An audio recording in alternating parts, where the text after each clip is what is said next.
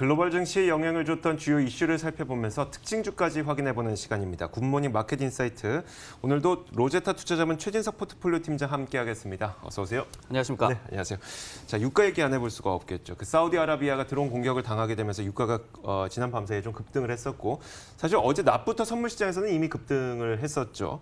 자, 그러다 보니까 이제 미국 금융 시장에도 이게 고스란히 좀 반영이 된 것 같았는데 어땠습니까? 몇 가지 포인트를 좀 짚어보자면은 네네. 물론 처음 있는 일은 아니죠. 중동 지역의 긴장감이 고조되고 군사 갈등이 일어나고 이런 게 처음 있는 일은 아닌데 첫 번째로는 이제 1990년에 사담 후세인의 이라크나 쿠웨이트 침공 이후에 최대의 이제 석유 생산 손실이 예상되는 이벤트다. 일평균 이제 570만 배럴의 생산 차질이 지금 예상이 되고 있는데 사우디아라비아의 8월 이 일평균 생산량이 총 981만 배럴이었습니다. 네. 절반이 넘는 수준이 되겠고 그리고 이제 전 세계 공급량에도 한 5에서 6%를 차지한다. 이런 얘기가 일단은 나오고 있고요. 두 번째로는 이제 중동 지역 정세의 어떤 취약성을 좀 드러냈다라는 점. 지금 또 미국이 이란을 이 공격의 배후로 좀 지목을 하고 있는데 이런 추가적으로 어떤 긴장감이 고조될 가능성을 좀 염두에 둬야 될 것 같고요.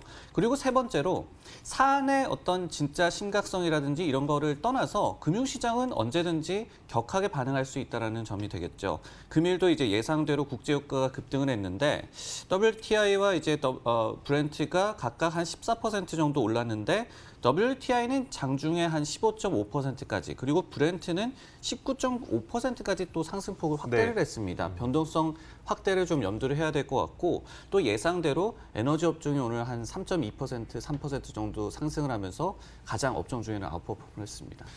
사실 이 사우디의 드론 공격이 발생할 걸 뭐 예상하고 있었던 분들은 없을 테니까 뭐 이걸 알고 이제 그 유가 상승에 베팅하신 분들은 없겠지만 네. 뭐 지금 유가 상승에 베팅하셨던 분들은 그래도 기분은 좀 좋을 것 같거든요. 다만 이게 만약에 유가 급등으로 인해서 이제 그 경기가 둔화될 경우에 주식 투자하고 계시는 분들은 또 이게 불안할 수도 있어서 앞으로 어떻게 될 것 같으세요? 맞습니다. 역사적으로 한번 보면은요.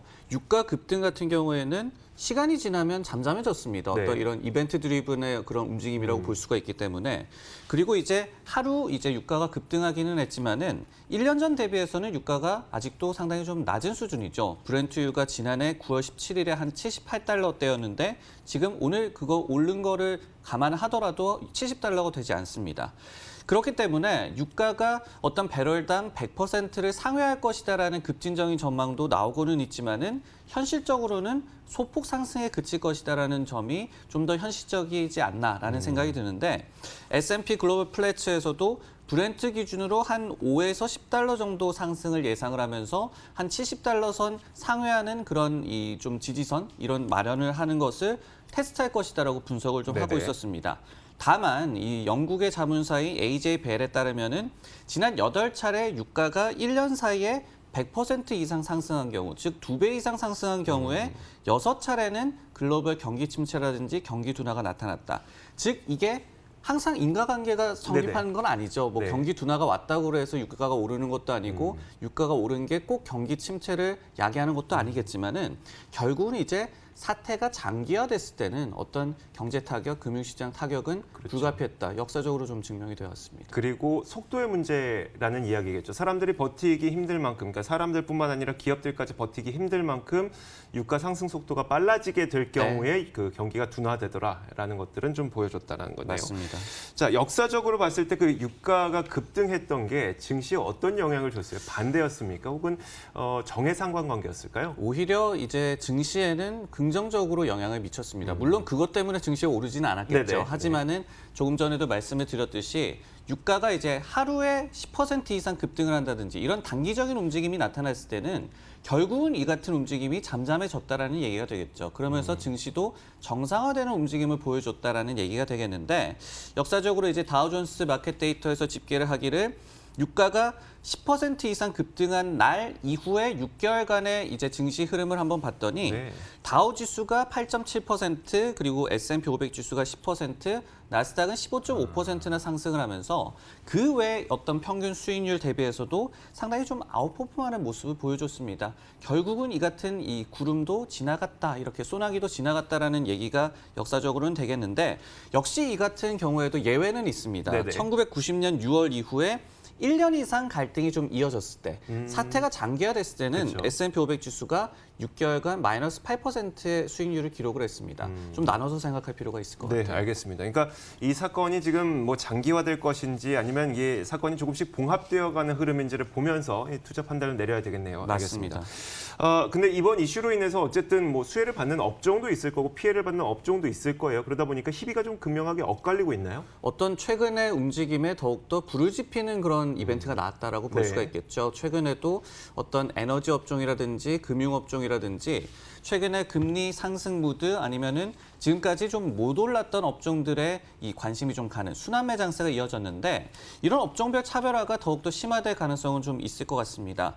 그래프를 한번 준비를 해봤는데 이제 9월 13일까지의 S&P 500 지수의 업종별 주가 흐름인데 에너지 업종이 9월 들어서 가장 좋은 성적을 이미 좀 기록을 하고 있습니다. 6% 넘는 수익률을 기록을 하고 있는데 눈여겨볼 만한 점이 역시 YTD 수익률. 올해 전체로 본다면은 에너지 업종이 마이너스 수익률을 기록해 왔다라는 점이 되겠죠. 즉 지금까지 못 오르고 있었던 에너지 업종이 9월 들어서 순환 매장세에 수혜를 얻고 있었는데 지금 이런 또 이벤트가 나타나다 보니까 네. 또 이런 추세가 이어질 가능성이 높아졌다 이렇게 정리할 수가 있겠네요. 참 희한하게 항상 우연이라는 걸 좀 존재하는 것 네. 같아요.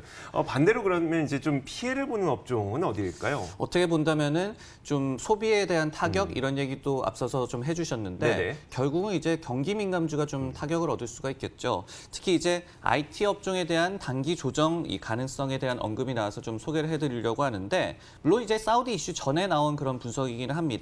과거 이제 닷컴 붐 당시에 전 세계 최대 기술주 펀드를 운용했던 폴 믹스라는 인물인데 무역 전쟁이라든지 아니면 글로벌 경기 둔화를 이유로 나스닥이 단기적으로 한 10% 정도 하락할 수 있다라고 경고를 했습니다.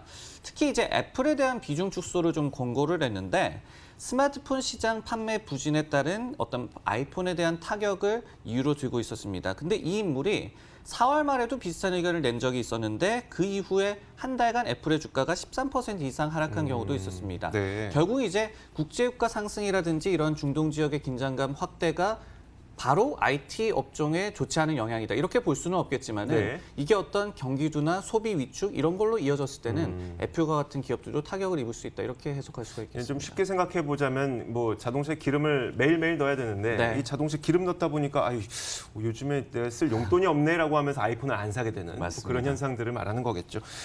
그 애플 나왔으니까 말인데요. 그 아이폰 11이 이제 공개가 되지 않았습니다. 그 이후에 이제 투자 의견들은 좀 어떻게 변했어요? 투자 의견들은 사실은 좀 엇갈리고 있습니다. 골드만삭스라든지 아니면 로젠블렛 이런 기관에서는 좀 부정적인 의견을 제시를 했는데 네네. 하지만 좀 오늘만큼은 긍정적 의견이 좀 많이 나왔고 그러고 애플도 그러면서 약세장 속에서도 오늘 주가가 소폭 상승을 했는데요. 웨드부시에서 이제 9월 20일에 공식 출시 이후에 배송에 2에서 3주간 이제 아이폰 11, 뭐 맥스라든지 프로 같은 제품의 경우에 2에서 3주간의 배송 기간이 들 것이라는 점을 들고 있었고 또 노무라 인스티넷에서도 역시 프로나 맥스 기종이 기존의 이제 전작의 11일 대비해서 긴 17일의 배송 기간이 예상된다. 즉 그만큼 주문이 많을 거라고 예상이 된다는 점이 되겠죠. 네. 이런 부분을 들어서 초반 수요 호조를 좀 기대를 하고 있었고 그리고 파이퍼 제프리라는 기관에서도 최근 애플의 주가가 좀 박스권에 갇혀 있었다. 즉 브레이크아웃 할 가능성이 높다라고 얘기를 하면서 지금 주가 대비해서 한 30% 정도 업사이드를 점쳤습니다. 저 예전 기억이 좀 떠오르는데 워렌 버핏이 이제 애플을 매수한다고 했었던 적이 네. 있었잖아요. 매수하자마자 한 몇 개월인가가 주가가 하락했을 거예요. 그래서 막 그때 헤드라인으로 자주 나왔었던 게 워렌 버핏이 이제 뭐 현자가 아니냐 뭐 이런 얘기 나왔지만 결국 장기적으로 보게 된다면 이 기런 기업들은 또 수익성을 계속 높여가면서 주가가 우상향하는 모습을 보이니까 그러면 단기적인 어떤 이런 그 판단보다도 좀 장기로 이게 그 성장세를 그러니까 실적 성장세를 계속 이어갈 수 있을지 이게 뭐 아이폰이 됐든 서비스가 됐든 뭐 상관없겠지만 그런 것들 좀 봐야 되지 않을까라는 생각도 들어요. 네. 자, 특징주 한번 보도록 하겠습니다. 오늘 보니까 우버와 리프트를 들고 오셨는데 요즘 뭐 우버와 리프트에 어떤 변화가 있을까요? 우버와 리프트가 오늘 이제 약세장 속에서도 주가가 상당히 좋았습니다. 각각 한 3.5% 정도 올랐거든요. 네네. 근데 HSBC에서 나란히 목표 주가는 내렸는데요. 투자 의견을 보유해서 매수로 올렸습니다. 좀 헷갈리는 이건 무슨 일인가요? 그런 네. 투자 의견을 냈는데 일단은 좀 정리를 해드리면은 우버와 리프트 모두 보유해서 매수로 이제 이 투자 의견을 올리면서 우버 같은 경우에는 기존의 목표 주가 49달러 대비해서 44달러로 하향 조정을 했고요. 리프트 같은 경우에는 67달러에서 목표 주가를 62달러로 하향 조정을 했습니다. 근데 이렇게 보유해서 그래도 매수로 올렸다라는 점, 그리고 목표 주가를 내렸음에도 불구하고 결국은 한 30% 정도 업사이드를 점쳤다라는 점, 이런 부분이 시장에 좀 긍정적으로 해석이 되면서 네네. 주가가 좀 급등을 했어요. 좀 그 어떻게 해석을 해야 되는 거예요, 이거를 그러면? 투자 의견은 매수로 올렸는데 네네. 목표 주가는 내렸다. 즉 이제 어떤 내용을 좀 들고 나왔는지를 보면 될 것 네네. 같은데 한번 그림으로 준비를 해봤습니다. 먼저 목표 주가를 내린 그 배경에 대해서는 예상을 상회한 손실 규모. 이번에 이 우버 리프트가 좀 시적이 엇갈렸었죠. 네네. 손실이 좀 많았던 것도 있었고 아니면 좀 좋았던 부분도 있었습니다. 그리고 이제 규제 리스크를 들고 있었는데 이거는 어떤 얘기냐면은 최근에 이제 미국 캘리포니아 주에서 우버 운전자들이 자영업자가 아니고 직원으로 인정해야 된다라고 얘기가 나왔습니다. 네. 그리고 실제로 이제 법안에 서명할 것이 좀 유력히 되고 있는데 이렇게 된다면은 결국은 최저임금도 보장을 해줘야 되고 4대 보험 우리나라로 치면은 그런 것도 보장을 해줘야 되기 때문에 우버에 대한 비용 부담이 늘어날 수 있다는 얘기가 되겠고요. 그리고 성장세 둔화로 투자 심리가 더 약화됐다라고 얘기를 하면서 목표 주가는 내렸습니다. 근데 투자 의견을 그러면은 보유해서 매수로 올린 이유에 대해서는 석 달간 주가가 23%나 두 회사 모두 하락을 했다. 그리고 네. 이 같은 규제 우려가 주가에 모두 이제 반영이 됐다. 여기에 서비스 개선 여지가 크다라고 얘기를 하면서 여기에 또 미국 내에서 한 60% 그리고 해외에서 70%에 달하는 총이익률 덕분에 결국은 흑자 전환이 가능할 것이다. 이렇게 또 분석을 내놨습니다. 알겠습니다. 자, 뭐 한마디로 이게 무슨 의미다라고 딱 단정 짓기는 어렵겠습니다만 이제 느낌은 좀 오고 있는 것 같아요. 네. 우버 리프트를 오늘 이야기한 김에 올해 상장한 기업들 가운데 혹시 고성장한 기업들을 한번 정리해보면 어떨까라는 생각이 드네요. 네, 우버 리프트가 근데 주가 흐름이 좋지 않았고 좋지 그래서 않았죠. HSBC에서도 이제 다 선반영이 됐기 때문에 살 때다라고 얘기를 하고 있는 건데 네. 근데 사실은 IPO를 했던 어떤 벤처 기반의 IT 고성장 기업들 성적은 상당히 좋았습니다. 13개 이 기업이 상장을 했는데요. 그림으로 한번 준비를 해봤습니다. 다 갖고 오진 않았는데요. 좀 유명한 기업들을 보여드리면은 화상회의 관련주인 줌이 이제 상장 이후에 주가가 120%나 올랐고요. 네. 그리고 이미지 공유 플랫폼인 핀터레스트도 53%, 여기에 또 식물성 고기 업체인 비욘드 미트가 524% 오르면서 우버와 리프트는 부진하지만 결국은 고성장하고 있는 IT 기반의 벤처 기업들은 상장하고 상당히 수익률이 좋았음을 알 수가 있었습니다. 13개 기업 중에 8개의 주가 수익률이 플러스였고요. 그리고 평균 수익률도 67%로 상당히 양호한 것으로 나타났습니다. 방금 말씀해 주셨던 뭐 줌, 핀터레스트, 비욘드 미트 이게 다 저희가 한 3개월 전쯤부터 계속 이 시간을 통해서 좀 말씀드렸던 기업인데 네. 성장세가 굉장히 좋네요. 알겠습니다. 자, 로제타 투자자본 최진석 포트폴리오 팀장과 함께 이야기 나눠봤습니다. 고맙습니다. 네, 고맙습니다.